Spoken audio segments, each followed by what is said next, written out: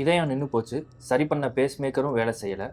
மிஷினால் கூட காப்பாற்ற முடியாத ஒரு உயிரை அன்னைக்கு நாங்கள் எப்படி மீட்டெடுத்தோம்?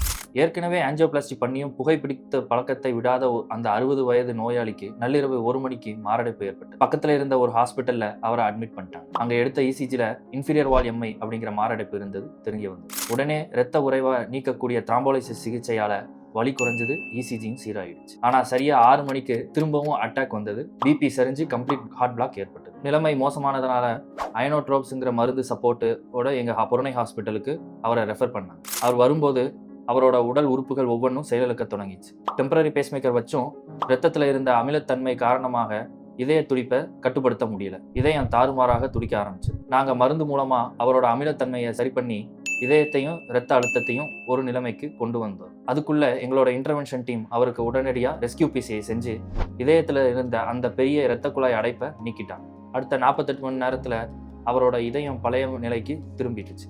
சரியா 4வது நாள் அவர் முழு நலத்தோட சிரிச்ச முகத்தோட வீட்டுக்கு நடந்து போனார்.